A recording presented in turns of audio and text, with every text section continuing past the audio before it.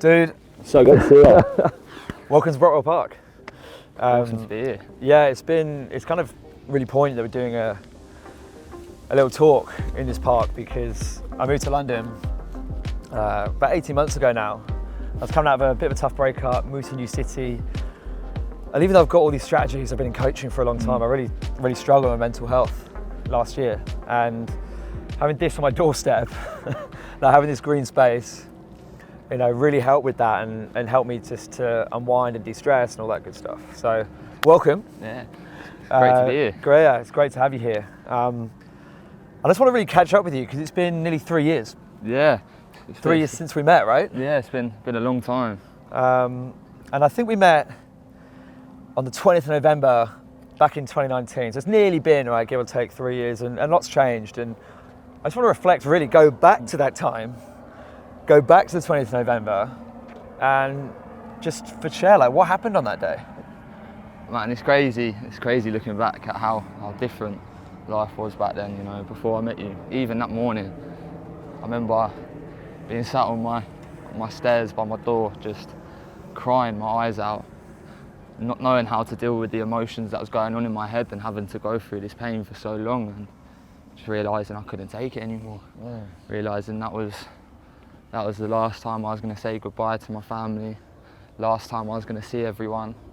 And life gives you choices, and I got given a choice that day. I could go straight, go to school, have a normal day, carry on feeling how I was feeling, or I could take a left turn and go down to this bridge and just end it all. And I remember taking that left turn, and there's tears flooded down my face, sending a goodbye message to my family, and looking down at the road, and luckily my mum come and found me. And then I remember that when I got home, it was a really emotional time, and I had an argument with my parents actually about coming to see you. And the way they convinced me was with a great big hot chocolate with all the squirty cream and all the toppings on it. And I think that's what done it. I think that's what kicked off the journey, was A hot chocolate? Yeah, a great big hot chocolate. If it weren't for that, Maybe who knows what would happen. yeah. I'm just curious, like, what got you, because that was being stood on top of a bridge at 14? Yeah, 14 at the time. It's ridiculously, like, upsetting and moving part of a story, but what was going on to get to that point? Do you know what I mean? And I think, every teenager as they're growing up goes through their own problems, and as they're maturing, has these issues in their head. And I think for me, a lot of it was I didn't get the support that I needed at that time. I had the school counselling, but obviously there's one or two counsellors in the school, and such a big backlog of students. They kind of just pick and choose when they want to see you, and they tell you the same script every time they see you. And it just becomes so repetitive that it just doesn't help.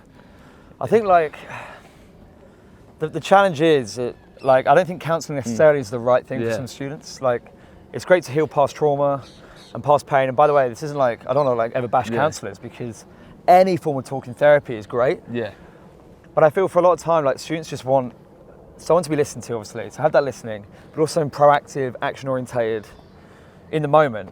Yeah. And like you've probably seen, like, I think like 95,000 students try to request mental health support, I think, in April this year.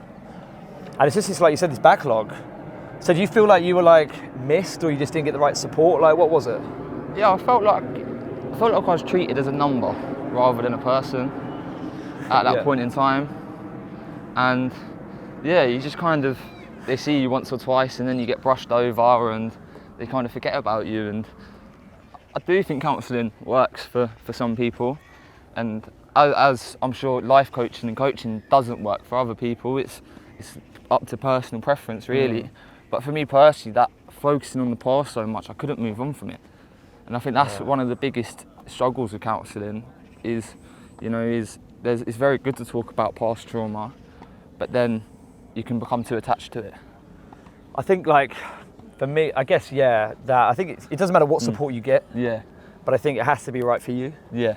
And the coaching approach for me, I just like, because it's so fast paced, and, like, it empowers students to take action. I think there could be a lot of like talking and not enough doing. Yeah. Right. And not like moving forward, getting stuff done. And I know when we started working together, that was something you enjoyed, right? Yeah. Because it's based on the present and the future.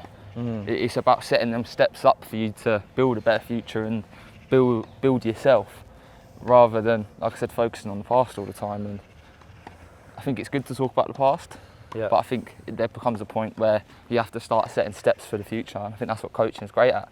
Yeah, man. So let's go back to so what was it like to be on top of that bridge and then to then go into that coaching session? You know, what was that transition like on that day? I mean, I don't know. I remember thinking, I'm not going to tell him what's happened. I'm not going to say anything that's happened. I'm just going to lock myself away and keep it to myself. And I remember when we first spoke about forgiveness, and that was one thing I could never do, is I couldn't forgive myself for feeling how I was feeling. And I sat there and realised how, not silly, but how close I was to making such a big mistake. And then I had to forgive myself for it. I had to accept that it happened. It was interesting that I always remember the day because we were sat in Costa Coffee in Milton Keynes. And both your mum and dad turned up, which I thought was a bit strange because usually, like, when I was having those in-person sessions back then, not both parents would turn up. So I kind of had this like feeling that this was going to be, something was different happening on this day. I remember speaking to your mum and dad, and it was like such an emotional conversation. And they told me what happened before in that moment, before I was going to go and work with you. And if I'm honest, it was. Yeah, I felt a little bit, I guess, out of my comfort zone a little bit, because I'd never worked with someone on this. It must have been like a kind of setback. You're there expecting a normal session, a normal introduction session, and then you get that thrown at you. It's like putting a pin in the works, really, isn't it? It's a spanner in the works. Yeah, it was. I think every first session you go into when you work with someone, like, there's always this uncertainty. And every person's pain is relative. But in that moment, it was like, wow, like it's fairly advice, it's a very serious event.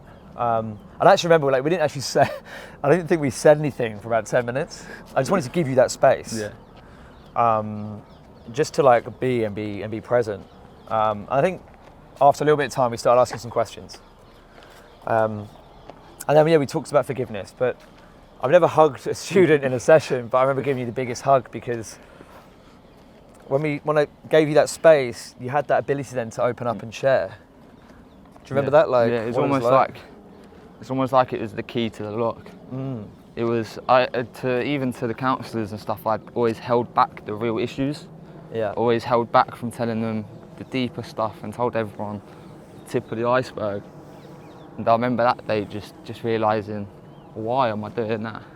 Why am I? If I really want to change and get help, I need to speak. And you gave me, as you said, that space to be, it was that relaxingness as well. It wasn't like speaking to a robot, a bit like what some of the counsellors were like. It was being treated as a person. It was being treated as a human. It was being treated as a person. And I remember the relief after that session. It was like a weight lifted off my shoulders because instantly I knew this was going to work. Yeah, it was.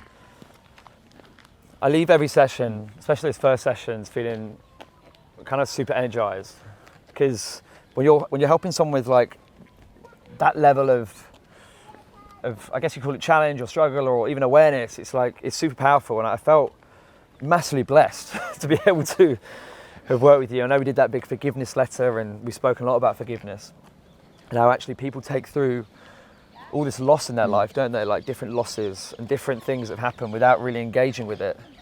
And even if like you hadn't made that decision that day, I do worry about like if you hadn't have engaged with that loss or setback or failure and just carried that through. Like what do you think would be different? Everything. I wouldn't have done the speeches, obviously. I wouldn't have been what.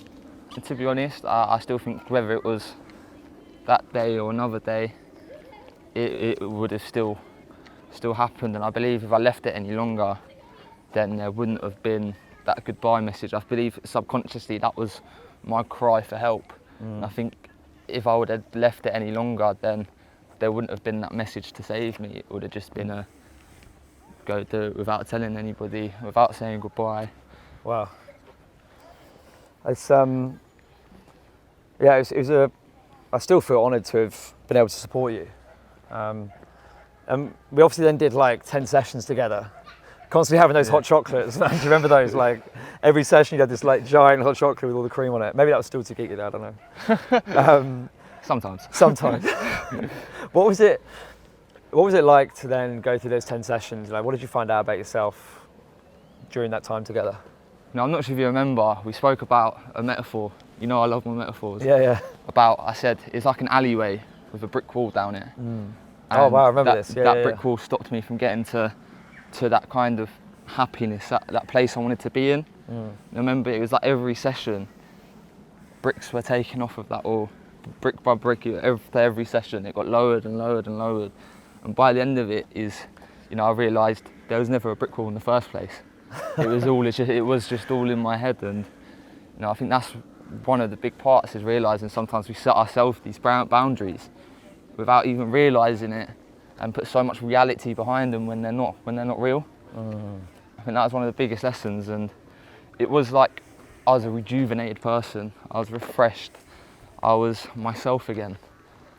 And at the end of it, I realised I tried to take my own life, but I don't regret it, because if I hadn't have done it then, and if I hadn't have done that, I wouldn't be where I am now. I wouldn't be the person that I am now.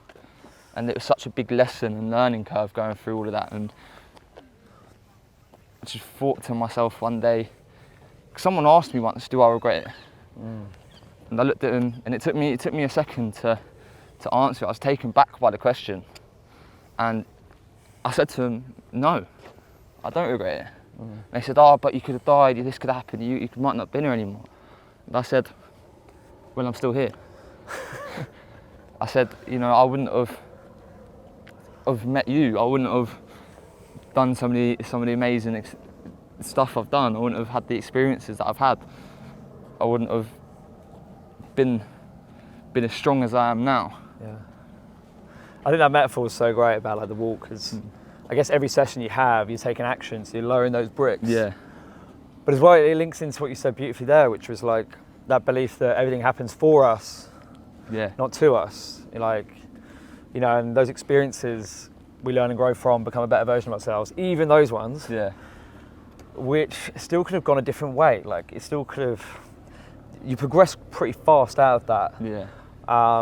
And dealing with that pain and setback. Whereas some people, in not taking action, might have just kind of sat there a little bit deeper. But everyone's journey is different. That you could have come to that session and we couldn't have clicked, and nothing would have happened, or you could have found someone else. But those people come into our lives for a reason. It happened when I was going through like my high levels of anxiety. When I didn't get into the army, I got diagnosed with Crohn's, and I met that coach. I remember the day, it was the 23rd of April 2015. Like we were talking about the 20th of November 2019. That person came into my life for a reason, right? To give me those insights. And because of that moment, like we stood here, because if it wasn't for him, like I would never have, if I didn't say yes. That's the other thing as well, we got mentioned here, is like, sometimes we get presented opportunities, like, do you want to go and get help? Do you want to get support? And our ego and our fear can be it can be very easy to just say no. Yeah, it kind of eats you up and stops you from saying yes, doesn't it? Yeah, but like, it stops us, but in saying yes, there's so many opportunities. I'm not saying we need to say yes to absolutely everything, right? But like, if you're feeling low, you're feeling down, anxious, and it's been going on for a number of weeks, like the best thing you can do, I feel, I don't know your opinion on this, but like, is to just speak to someone that's not a family or friend, like in a non-judgmental way. Yeah. Speak to that support. And I think that's what it's like. It's almost like when you speak to someone, it's like scaffolding on a building site. It is that support, it's that structure, it's the foundations of building yourself up. It gives you the tools and the strategies and obviously not everyone can answer all your questions, and there's going to be stuff that certain people can't help you with. But just speaking to someone, it is like the weight of the world's off your shoulders.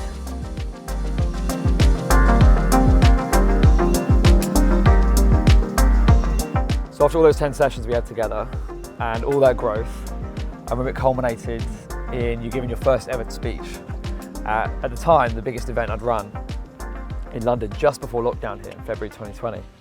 And we had a couple of guest speakers, and I remember doing some public speaking prep with you because I knew your story was so powerful. I knew it could really help people. I think, how old are you back then? Were you 15? Still 14. 14, right, 14. Giving a talk in front of 50 adults. It was towards the end of the event, and I actually remember introducing you as a speaker, and I was sharing how we met, kind of a bit what we just spoke about there. Yeah. And I started to well up, and I started to get really emotional, and actually ran to the back of the stage after I'd introed you and welcomed you on. And you gave that talk. And I remember you shared your story in front of 50 adults at 14 years old. So vulnerable, by the way, which is a great lesson, like just being that honest. And there wasn't a dry eye in the house. Like everyone was with you in that moment, and it moved people. And actually, my mum and dad hadn't been to any of my events. I don't know if you knew that, but I'd run a lot of events up to that point. I had this thing like I didn't want them to come, and I invited them to that one event. And my mum, after you finished speaking, after the event finished, everyone was leaving. She gave me the biggest hug, and she was like, "If the business fails tomorrow, it's been a success because you helped that one guy, Jamie." And for me, it was like, and actually everything I've ever done since, and it might sound a bit, well, I don't know, I'm going to share this anyway, but like, genuinely that's still what pumps me up, is that how you engage, that support, how it helped you, how you did the program, and obviously what you're doing now. Like every time when I'm feeling a bit down, a bit flat, a bit like, you know, I wanted to quit. And I've been in this park, like wanting to quit.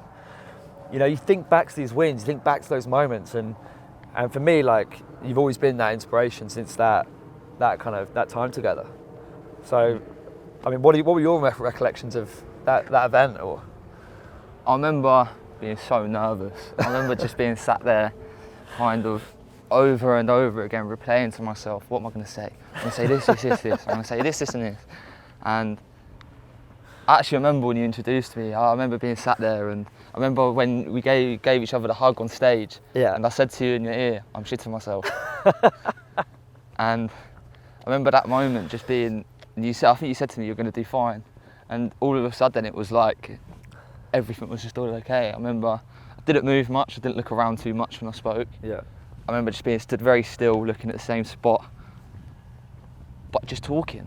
And that vulnerability was so scary, but it was so rewarding as well. Because afterwards, when I looked around and everyone gave me the big clap at the end, and then there's a photo of me and you where it looks where again after the speech where we hugged each other, and it's like almost as if to say, I've done it. And I still have that photo because that photo means so much to me, because that's where the next chapter began. Yeah. That was the end of that past, and that was the new beginning. I think it's you know, they say then that public speaking is like the number one fear, even more so than death. And to actually give a talk in front of that many people at 14, and I think actually that ability to be vulnerable, because like we all have kind of masks or things that we put on to kind of overcome or shadow what's actually going on for us. But in that moment, I think everyone was emotional because they were like, oh my days, like this 14-year-old is sharing his story in such a powerful way. Like, I think it was that inspiration for people to be like, it's okay to share. Yeah. You know, it's okay to be honest. It's okay to be vulnerable, because as we've said before, when you're sharing in that way, just this like weight of pressure and this clarity that comes through, instead of just holding in and, you know, expressing, not suppressing. You know, you learn so much about yourself as well. That's one thing I didn't realise is, obviously when I went into that speech, I didn't really know what to expect. And I found myself afterwards, you know, I'd learned, you know, one, that I could speak in front of people. I'd never done anything like that before. And, you know, you kind of look back on your past problems as well as you're speaking. I'm not sure if you find it as well, where you realise maybe how bad something was or how good certain times was. You look back and you're also reflecting at the same time as you're speaking. Yeah, well, that's the power Yeah. of coaching. I think you Yeah. are looking back and you're kind of connecting the dots and making those breakthrough moments, which Yeah. you don't have if you. That's why also journaling's great as well, like writing stuff down. But anything you can do to get it off your chest in that way. But yeah, it was kind of the spark. I like what you said there about when we do go through these, maybe not chapters, but there's always these different journeys we're going on. And I think that was a pivotal moment for you, because I know after that this is what I love about your story, man. Like, you went through so much like emotional pain, and you did the work, and you actually eventually got the GCSEs. You went back to school, and then as a result of that, you started your own mental health like Instagram page. So yeah, how's that been? It's been a wild journey so far, as life always is. You know, nothing's ever easy. Nothing good ever comes easy, and at the moment we're planning our first event. Yeah. As the only way is up, and we've had some setbacks, but I don't see them as setbacks. It's something actually you told me in one of the coaching sessions. It's never a setback, it's a step to the side. It's just a little breather, it's a little break. And that's something I've always kept with me, is when tough times do come, it isn't a setback, it's a step to the side. You know, and I just sit there and think, you know, everything happens for a reason. Yeah, and we're always, I guess, like, if you want to use another metaphor, it's like kind of like in a ship, kind of tacking the sail. We always got that, it's not a innate purpose or where we're going, but there's going to be those things that kind of blow us off course, but we're just going to keep tacking and tacking and tacking. And it's that, like, failure kind of sends us into that different direction. But why did you create that Instagram page? Like, you know, 14, 15-year-old, like, creating an Instagram page to help with mental health. Like, what was the purpose of it at the start? At the start, I just wanted to post inspirational quotes and photos and kind of share a little bit about, you know, the speeches, and obviously over COVID when we was doing them on Zoom. Yeah. Share about them as well. But then it turned into, I actually wanted to help people. I realised, you know, if I had one follower, and that one follower I could help just by posting a couple of quotes, and you know, that's all it takes sometimes is a quote to change your perception on things. Yeah, I think when I started out, I remember being terrified of doing my first ever video, and what got me through, I think the coach on mental health at the time was like, if that one piece of content can help one person, then you're doing the world a disservice, right, if you don't share it. Yeah. I think it's the same we can get frozen sometimes in, like, because perfection kills action. Yeah. And like having everything to be perfect and gotta have everything laid out, like, a lot of the time we've all got a great story to share, we've all got something that we can help someone with, and it can be that one person that it lands for. Yeah. Even if you get 0 likes, which is a load of, like, kind of ego boosting a lot of the time, right, likes and all that stuff and dopamine, but if one person sees it lands to them or changes their day 1%, it's been a major success. Yeah. One person is always more than enough, isn't it? Yeah. When it comes down to stuff like this, is helping one person is the same as helping 100 people. Is still that service, that fulfillment you kind of get in yourself as well. I think it's a ripple effect, isn't it? Like, Yeah. even one person, right, can go out, and then if you help that one person, then the ripple effects, like a pebble being dropped, kind of spreads out a little bit. But yeah, I mean, I'm so proud of that event, because I know you had it planned up. It was to run an event, right? To put an event on, I think even to put that step anyway, is so powerful. Like, you're 17, right? Yeah, 17. 17 and like putting on an event about mental health. I know you've had a setback with the event, but like, what's the lesson in that, you know, in terms of taking that step? What is it? I think one thing I've learned is how much stress it is to actually plan an event. I always thought it was just as easy as, cool, book a venue, slap a bit of content on a screen, figure out what you want to speak about. But then, you know, as I was going through the planning, it's a reality check, and I think you always get these points in life where again you realise good things never come easy. Yeah. And it takes hard work, and it takes that dedication to do it, and that discipline. Yeah, good word to use, discipline. Yeah. Because I know it's been pretty, because you come that way, it's been great to follow you, and it's been like the talks you've given have really, well, helped promote what I'm doing, but in the way of like, in a really natural way, because you've come from that and now you're doing this. So if it's such a great story for the student breakthrough story, which around that time, like for me, I don't know if you've spoken about this really, but when we first met, I was just working one-on-one in like Costa Coffee, Milton Keynes with students, and it's kind of mad to think back about where it's come from now, from like the school talks to the assemblies to the online courses I've made to the podcasts, and how it's helped students all across the world. But it's so, when you're in it, you know, you don't really see the change. And just talking to you now, I'm like, wow, that was a long time ago. So I saw a good quote the other day actually. It's you never see the change when it's happening. When you look back, that's when you see the change. Yeah. And I think that's such a big thing, because as day by day, you can never really notice what's going on. But then when you look back in a year's time, look back at that last year and see how much you've accomplished and how much has happened, that's when, again, it's like what you said earlier about putting the dots together. Yeah. That's when everything all connects and you realise how much has happened.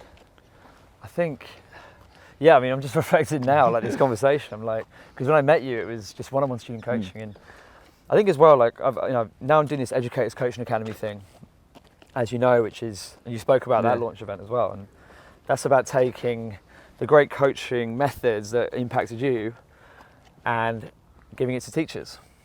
And even when, you know, creating stuff, because I'm like a magpie, man. Like, I've been, the last 4 years, I've been creating, done like 15 different things.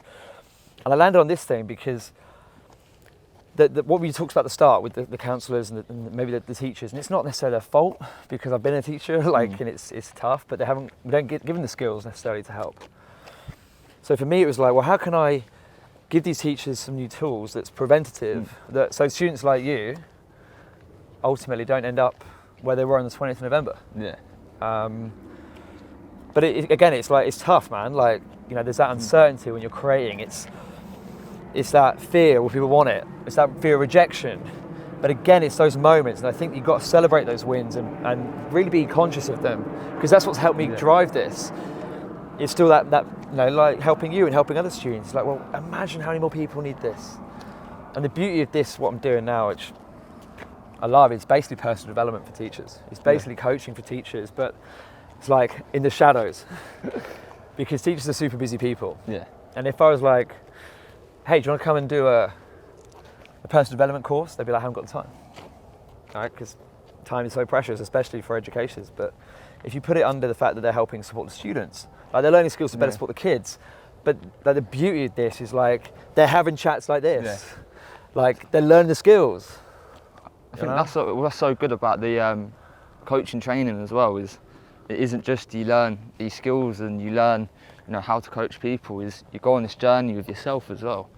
It's you learn about yourself along the way, and I think that's a key factor in it as well. Is because if you can't do that, how are you meant to help someone else do that? I think that's where the coach training is so good, and that support needs to be in schools, and hopefully one day it can be part of the basic teacher training. And I think that's because there's so many kids like me that didn't get the support and sadly aren't with us anymore. Yeah, it's so many people are like, we're just not really taught how to express ourselves or be vulnerable. And I think when you're doing some training to help someone else, but you're actually then learning the skills, looking under the hood, because I've worked with teachers, right, and we're doing some basic coaching skills, like nothing too crazy. But it's the awareness they have around that topic for the first time. It could be their life, could be anything to do with their life, right? They have this awareness, and it'll be like uncovering something that they have almost kept hidden, like suppressed. And then they practice coach each other, and it's like the success, you know, you got, but we're giving it to teachers, and then they can help more kids. It's that ripple effect again. You said, is, you know, that teacher could help 2-3 students in their class, or even one student in their class, but then that one student could then suggest it to one of their friends or something. It carries on and carries on and carries on, and it's such a, if you could look back and see how far it goes, I think you'd be shocked at how long that ripple carries on for.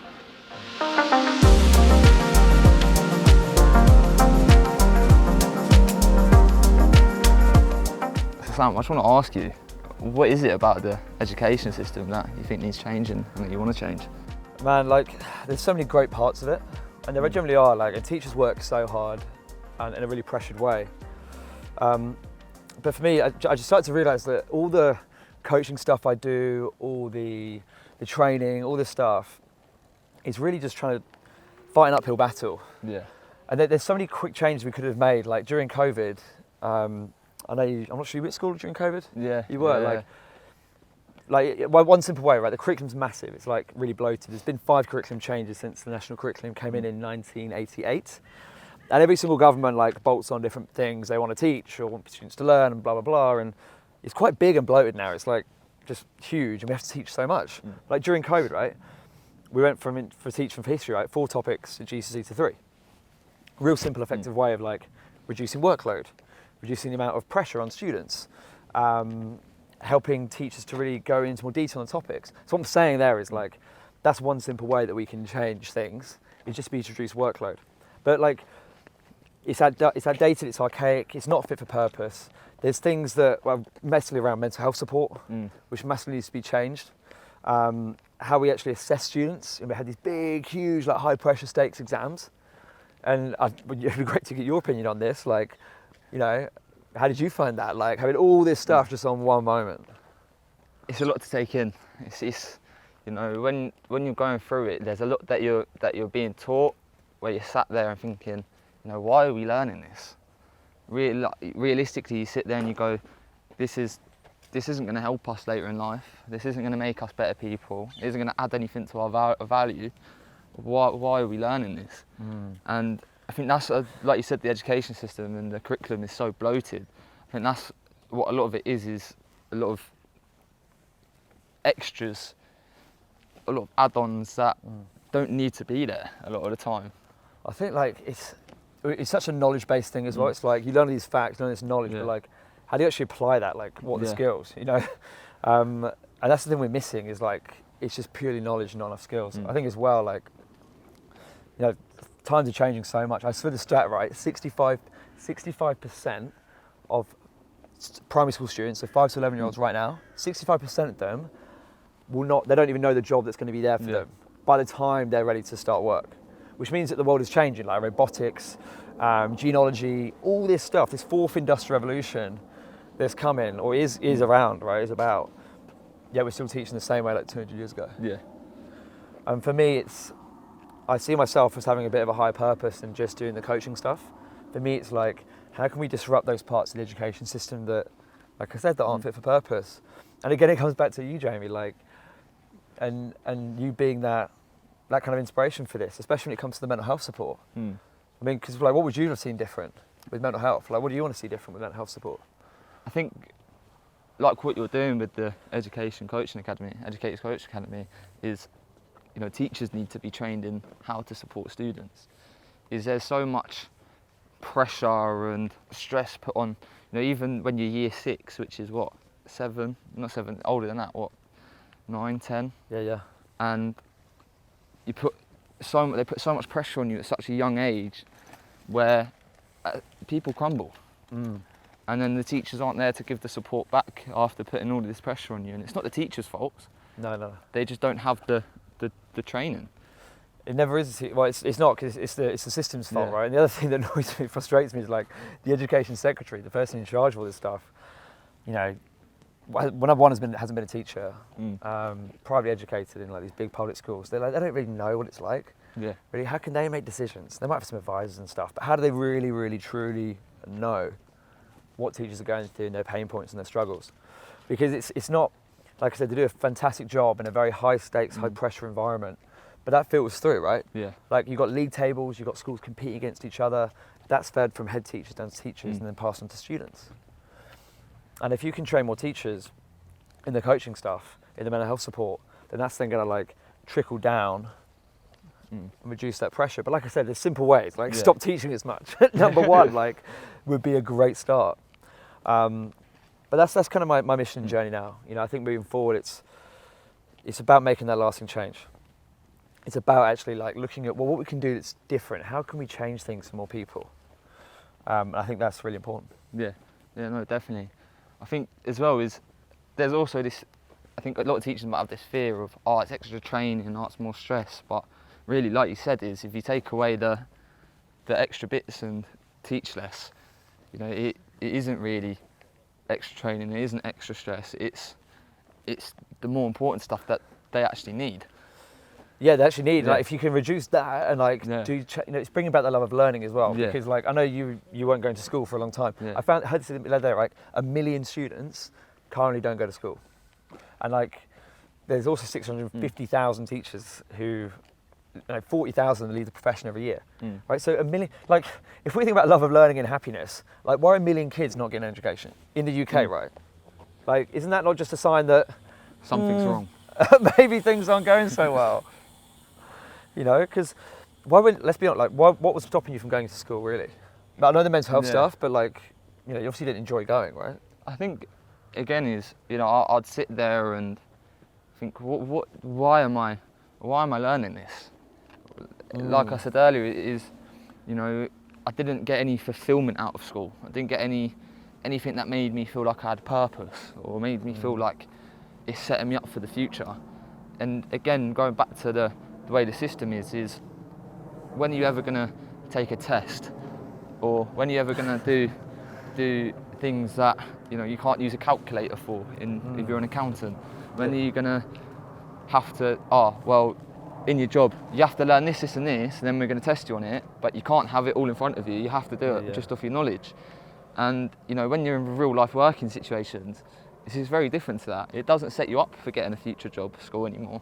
It teaches you to become a part of the system, as it's called, and teaches you to kind of respect kind of that authority figure. Yeah. And it's so mind-boggling as such a young kid that you're learning all of this stuff and have all this stress put on you for what? A piece of paper with a number on it. Well, it's interesting because there's a couple of things there. Like, I think one thing, if we had like a more skills-based, if you're like, we're learning this for this reason, this is how it can help and apply, students might be more willing to actually learn that stuff. Yeah. The other thing I was going to share with you, like, I'm just curious about, has it always been that way? Like, because obviously we're taking tests now. Like, kids take tests from 4 years old, right? My brother was a year 1 teacher. He taught phonics, so phonics tests, right? Which is like, I think it's how to pronounce letters or something like that. So even from 4 years old, like if you don't get the grade or the mark, or you're comparing yourself to others, you're kind of already having this belief that you're a failure. Yeah. And I'm curious because, like, I know you didn't really get on with school. You got some of your GCSEs. I get that, but can you go all the way back? And was it always like that for you? Do you think like not getting on with it? What do you think? Yeah, ever since I think it was about year 2, I kind of grew this. I don't want to go to school in my head. Like you said, you're not taught to be better than you was yesterday.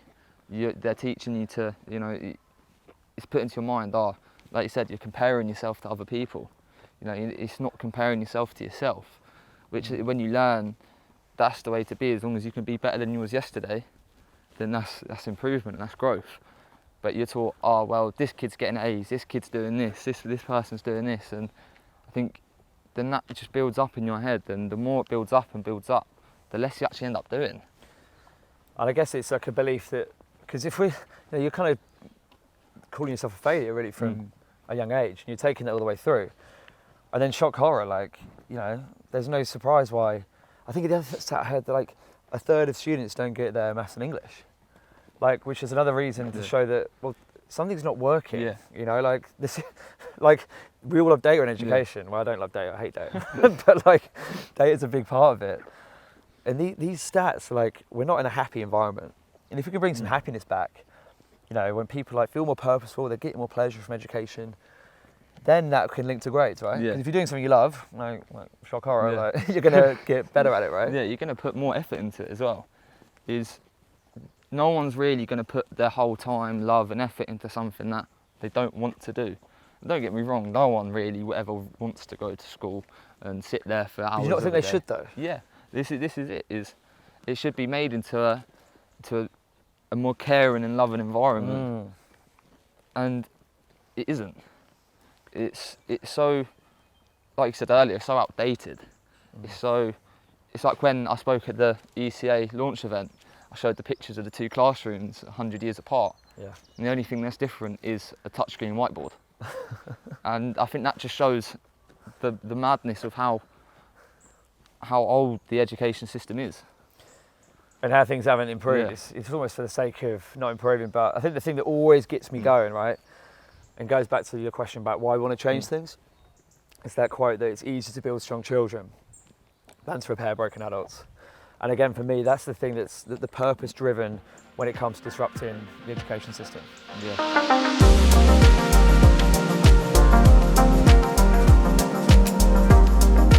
Mate, it's such a good reflection. It's actually great to look back, isn't it? I think we get so caught up, like you said earlier, and it's great to reflect. So, since 2019, now we're here. So, like, what's been your biggest growth or biggest thing that's changed? What would you say that would be? I think, one thing I've noticed is, although you can do this, the coaching, and then train people to coach and go through the coaching yourself, and one thing that really stuck with me is it isn't ever just like a light bulb goes off in your head and all your problems are solved. And I think from social media is having a big part in that, is everyone looks like they've got their lives together, looks like they've got everything sorted out and perfect lives and no problems. And people might have watching this or could think the same about us, that we have no problems in life. And I think the difference is now is I know how to help myself with my problems. Is I know how to. Me 4 years ago or 3 years ago couldn't do it. I didn't have the tools. I didn't have the strategies. I didn't have the knowledge to look at what was going on and see the patterns and see the changes and see what's actually making me feel certain ways. And now I look back on it and I realise how little changes can help. Whereas now I can, without thinking about it, it can come naturally, where sometimes I'm just laying in bed at night and I think, today's been a bad day. But I tell myself, cool, that's no problem, it's fine. Tomorrow's going to be a better day. Whereas before, then bad days would be, it's a bad day, beat myself up for it on it, beat it day after day after day. Then all of a sudden it's a bad week, then a bad month, then bad 6 months. And if you're not talking to people or expressing yourself, it just stacks up, right? Yeah, it builds up and up and up, and then, like I had myself, one day you fall apart, and one day you can't add any more to it. And I think that's the biggest issue, is you have to talk, you have to get it off your chest. It's like you have to express, don't suppress. Yeah, my favourite phrase. Yeah. For me, I think, I've been coached or whatever, been in this space of personal development for nearly 10 years. But there's always stuff to learn and grow and develop. And like I said, when we started this, Brockwell Park, where we are now, has really helped me, because, I went through a stage of just big anxiety when I moved here. I remember I had a panic attack in that Sainsbury's, just up there. I was gripping onto my shopping basket and I thought, it was spinning, I was crying. And why I share this is because, firstly, it's okay to be talking about this stuff. Because it's a way of I'm saying I've got all this stuff, I've done all this stuff, but I still have my days of struggle. Yeah. And there's no end point with this. There's no point where it's penny drop moment, I'm quote unquote fixed or better. You've got to keep working, developing in yourself. And actually things like that, I remember that time, maybe evaluate and take better actions. And I got more support, and I hired a therapist at that time. And it helped me to overcome it, because our emotional state and how we show up on the surface level, is a great indicator of what's going on underneath. Yeah. And I think if you're in that state and you don't do anything about it, if you have the awareness and you don't do anything about it, that's when you're doing it, again, like I said earlier, like a disservice. But we all have those struggles, we all have those bad days. And I like what you said about how you've overcome them yourself. Really by talking, by having that support network. And you said something beautiful, just one bad day doesn't equal a bad week or a bad life. We've got to look at this outside with an outside perspective. And I think the other thing is happiness or whatever you want to call it can never really come from the outside, or stress can never come. It's all caused from inside out. Yeah. How we look at a situation, because we can look at it either, and we can make a better choice, right? Yeah, it's like Conor McGregor has an amazing quote: "Nothing external can affect the internal." And I think that's so. What does that mean to you though? For me, it means no matter what happens in life, don't get me wrong, stuff will knock you down, it will push you back, life will try and beat you up, and you just got to realise, again, like you said, you've got to look at it from an outside point of view. You've got to look at it day by day by day. And then that's one big thing that helped me is I wake up in the morning and go, I'm going to have a good day today.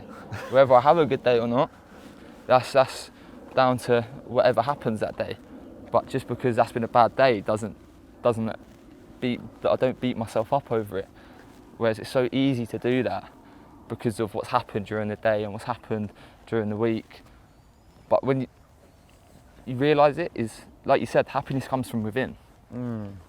Inside out. Yeah, it's finding that happiness within you and finding them emotions within you. That's what I love about this whole chat. It's been like a reflection. The fact that you've always said this to you, like you've got this awareness at 17, even at 14, is amazing. And the fact that you've like been doing something about it and now helping other people is also amazing. Because really our thoughts, they're not necessarily reality, but it's all that inside out is what is truly important. Because all the outside stuff will always happen, but it's how we respond, how we react, how we show up. Mate, I've absolutely loved this chat. It's been brilliant, mate. How have you found it today? I've loved it. Oh, I'm so grateful for you getting me to come here and do this. Mate, it's been it's just nice to reflect actually on like the last 4 years in this way and in this place that means a lot to me. So, mate, love you, dude. Love you too.